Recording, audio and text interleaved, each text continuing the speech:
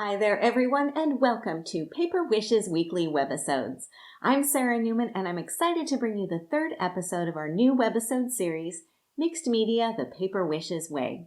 If you've joined us before, you know we're exploring mixed media techniques, but we're doing it the Paper Wishes way you know and love with some of our favorite supplies and easy-to-do techniques. Our goal is to have fun with mixed media. I'm really glad that you're joining us for this new series, so come play with us. Let's start with this week's stash of supplies. We're making card backgrounds with the help of the Coral Mini Collection from 49 and Market. This paper pack has 4 double-sided papers and 2 sheets of coordinating laser cut embellishments. They're really intricate. They're going to look something like this. Now, these are 12 by 12 inch pattern designs, but as you can see, I've put mine to a lot of good use, so I've kind of just got some snippets left over. The wonderful thing about these is that because they have a pre-collage design on them, you can really pick and choose which section of each of those pattern papers you want to use as a basis for your cards or your other paper crafts. We're also going to be using the Wander Layered Embellishments collection. We're going to be using coral washi strips. Those are perfectly coordinated. We'll also bring in the Wreath for All Seasons cutting die. I absolutely love this. And we're going to be working with one of my favorite colors of Wow Fab Foil in rose gold. Now these are all going to come together and help us to create layered mixed media cards plus a decorated notebook. Let's start with our first card. I've got a couple of elements that I want to point out to you. So first, you'll notice the foiling going around the edges of this pattern paper. We did this in the last video, but I thought I might just show you again how easy it is to get that pretty sort of distressed effect. So I'm going to grab a piece of cardstock here. So I've got this really beautiful pattern design here. The hard part, of course, is choosing which side to use, but let's go with this side for right now. And I'm going to grab a glue stick. Now, this is the glue stick that I picked up at my local supermarket, and you can use pretty much any of your standard glue sticks. Couple of things I want to have on hand, some bits of foil. Now this is the rose gold foil, and I've cut them into strips, and these are actually some scraps that I've used for other things. You don't need to use the whole sheet, and this is going to make it a little bit easier to get all the way around the edges. So I'm going to unroll my glue stick, and I'm going to apply the glue onto the edges. Now I'm not going perpendicular to the side of the paper. I'm kind of going onto the front portion. So I'm going to let's do these 3 sides here. Just kind of scuffle that glue on there. And then, of course, while it's still wet, working pretty quickly, I'm going to take these strips and just press them down. And you can see where the foil is sticking onto that glue. I'll put this one down here like so. And really make sure that I burnish this and press this really well on here. And now what I need to do, find the cap for my glue and put that back on. Now what I need to do is just let this set aside to dry. It's not going to take very long, but while it does, let's take a look at the card again, because I want to point out another element to you, which is this butterfly that I think you can see here. It's made of 2 parts. Got a foiled piece, and then I've got a white piece of cardstock underneath. This is part of the Wreath for All Seasons die collection. So let's take a look at that. This is a beautiful collection, of course, meant for all seasons. We're headed into spring here, so I'm going with the butterfly motif. You've got a beautiful 4-inch circular wreath, plus lots of seasonal accents. So you've got some autumn leaves, you've got some snowflakes, and some flowers, which we'll use in another card. I'm going to grab the butterfly here. You can see how beautifully intricate that is. And when I've got that, I can use this to create my butterfly motif. Again, one from foiled paper and one from white. So let's take a look at how to get that foiled effect on here and how to do die cutting. So what I'm going to do is grab a piece of plain white cardstock. I'm going to move these aside for right now. And I just need to apply my gold all the way on top of my white cardstock. So what's the best way to do that? Well, you can use any type of adhesive that we've used in the past for foiling. So you can use your glue stick. You can also use the Cosmic acrylic glue. Either one will work for this. But for the interest of time, I'm going to grab the glue stick once again, and I'm going to apply it really thoroughly onto this piece of white cardstock. And this is not a fancy piece of white cardstock. It's just from my own stash. It's a matte or a smooth cardstock, so it doesn't need to be anything really fancy. And then I'm going to put my foil down right on top. And I always need to have the colored side facing me, because the other side is this kind of dull silver. So you'll know which side is the right side and which side is the wrong side. And I'm going to smooth this down. Now I just need to let this dry as well. And it's really important that you make sure that that glue is completely dry before you move on to the next step. So I have a piece, quite a large one here, that's already dry. And I'm going to pull this off so that you can see the effect. So once that glue is dry, I can just pull this off, and I have a really cool background. Now you'll notice I've got some areas where they're still white, which is going to give me a really pretty distressed effect. The more coverage of glue you have before you put your foil down, the more foil will stick in there. And of course, I've also got this interesting piece here. We're going to talk about what to do with this waste piece in a minute, but I'm going to set it aside for right now.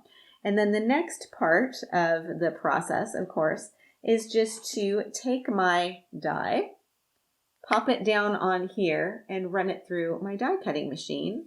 And I will have a piece that will look like this. Really, really beautiful, simple, and easy to do. And of course, then I've got the rest of the piece. I can die cut some other elements, which I did with the flowers. And I'm going to show you another card with that as well. Now you might wonder if you can simply die cut the butterfly or the other motif from white cardstock and do the foiling afterward. Well, I tried that. The short answer is yes, but I also found that with the really intricate dies like this one, the glue, no matter how careful I was, it tended to get into the detail areas and the foil would get stuck, and I didn't get as clean of a look.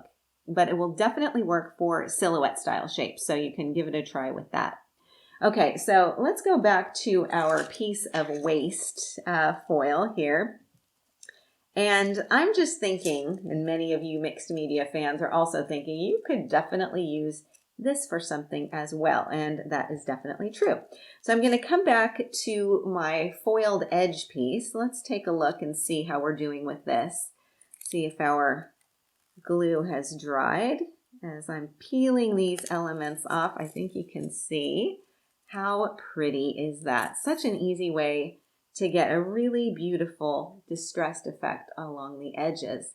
So then what I could do is simply pop this piece down on top. I may want to trim it or not. You may want to go with a bigger piece, but then you're getting an additional layer on here. In fact, let me show you on a larger piece of this collage paper.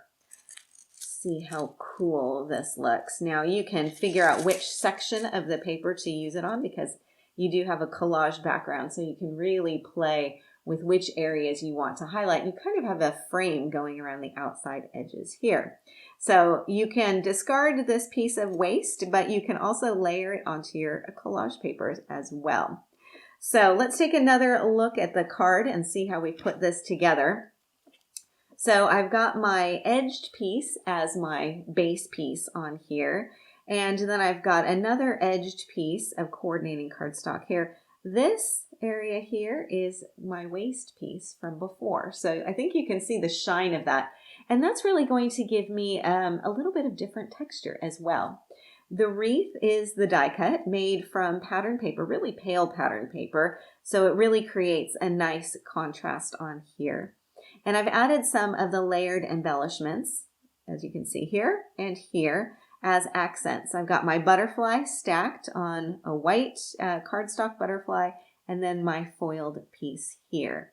Now for the inside of the card, I've got some more foiled cardstock. You can see the edges going along here. I've also got some of those washi strips. We're going to talk a little bit more about those too. Perfectly coordinating and just add a really nice extra layer. I've got a dazzle, and I've got this sweet little bird die cut from the collection, which I just couldn't resist using. I absolutely love this. So bringing it all together, we've got our foiling, we've got our foiled butterfly. We also have a really nice large focal element here as the message of our card. So this is our first card of today's session. Our second card features a lot of the same techniques, but I think it has a very different look, almost a bit more modern look. You'll notice the wreath up here in the corner. It is the same die cut wreath that we used before, but it's just been cut in half. Now I also added some die cut flowers on here. Many of them are also made with that same foiling effect. Now I've got foiling going on the edges and on the background of my card as well. And you can see here in this upper area, the foiling has been done directly onto the cardstock design. And it's also been done to accent some of the pattern on that pattern paper. And I'm just using a glue stick to do this. So let's take a look at this. I'm going to bring in a piece of beautiful pattern paper, and you can see I've got lots of areas here that if I wanted to, I could really highlight and accent with more foiling. So that's what I'm going to do. I'm just going to grab my glue stick, and the same technique as with the edging, I'm just going to add a little bit of glue going along here and then going along here. So you can do as much or as little as you want to. But I'm going to just simply pop down my piece of foil. Again, smooth it down. You'll be able to see where it's making contact with that glue.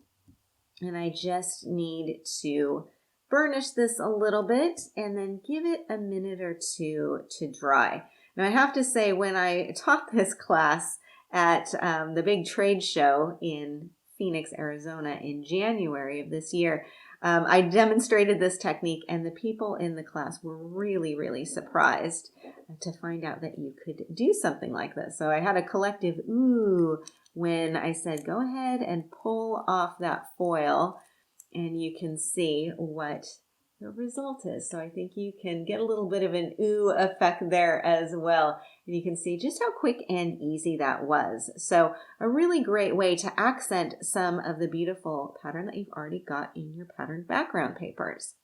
Okay, so I'm going to bring back in the card and show you one other little element on here. Of course, these flowers. Now I mentioned that I'm doing a lot of the foiling effect for some of the flowers. Others are done with washi tape. So let's look at the washi strips, as they call them. If you're familiar with washi tape, this is going to be a familiar thing for you as well. So instead of coming on a roll, these come on strips. They're beautifully patterned, beautifully collaged. They're also a really excellent quality. And if you've ever purchased washi tape, or what they sometimes call decorative tape, and you've gotten maybe something that's not quite such good quality, then you will know it's very important to have washi tape that actually sticks. So I've just cut this piece off, and I'm going to pop it down onto my pattern background. And you can see how it just instantly adds another bit of texture and dimension and style. And of course, because these are designed to coordinate, it makes it all a lot easier. Now, the way I did my flowers is by simply putting down little snippets of different washi tape colors and patterns onto a piece of plain white cardstock, and then simply put my cutting dies on here and ran them through my die cutting machine. So it won't gum up your dies, it won't gum up your machine, and it's a great way to kind of create your own look, and you can get really fun patterned designs that you can also die cut in here too. So let's take a look here again at our card and talk a bit about the composition. So I think we have a lot of techniques going on here, but the card is, in my mind, still quite clean and simple. One way to keep a composition clean when you're doing a lot of mixed media and collage is to have a clear focal element. And that's the place where your eye is going to go to first. And I think for most of us, it's going to be this large element here.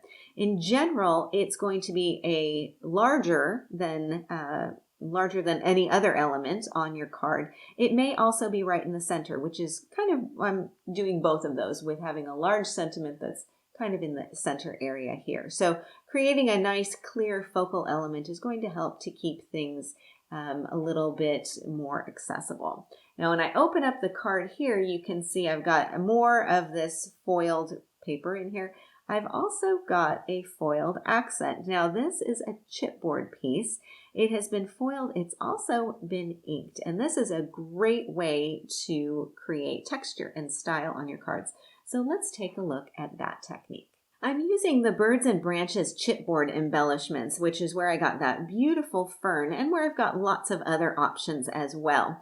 Let's take a look at that. I'll move aside my card for a moment. And you can see here that you've got lots of different choices here. As I mentioned with the butterfly die cut, maybe working with some that are really intricate and have intricate inny areas, like this leaf right here, and maybe this leaf as well. I think I'd probably skip those ones, but absolutely using the silhouette designs, that's going to be a great option for you. So I'm going to pop out this little birdie right here. All you need to do is just press them out. And of course, with the chipboard, you know that you've got one side that is going to have a bit more of a distressed effect where that laser burns right through, and one side that's going to be a little bit crisper and whiter. So you can choose which side you want, and also, of course, which orientation you want your elements to have if you want them facing to the left or the right. So I've got this little birdie right here, and all I need to do is grab that glue stick once again, and I'm just going to apply some glue right onto him, like so. Make sure I don't get my finger in there. And then I'll grab another piece of foil, and I can use this leftover bit that I had from my earlier demonstration, and just press this on here. This is really key. You want to make sure that that foil is adhering to the glue. And sometimes I like to just flip them over and just make sure that I've got that completely covered. Then again, you need to let that set aside to dry. Of course, I do have one that is already dry. So let's take a look. I'm going to pull this off. And there you can see I've got my foiling on my little bird. Now you can probably also see that I haven't got foiling on all of the areas here. I can leave this white if I want to have some nice contrast on there. I can also add some ink, and that's what I did on the card and on another project that I'm about to show you. So I'm working with the Harmony ink pads by Spectrum Noir, and this is the Seal Brown. Now, I'm just going to be very careful to hold on to the bird with one hand and just sort of gently apply my ink directly from the ink pad onto that embellishment. And I'm just kind of patting that on there. And the foil, of course, is going to act as a resist, which means that once I've got my ink on here, I can take a cloth or a tissue and just wipe away any of the ink that's on the foil. And then I'm getting a really cool effect. So I've got the foiling, I've got the shine of that, and I also have sort of vintage effect of that brown ink on there.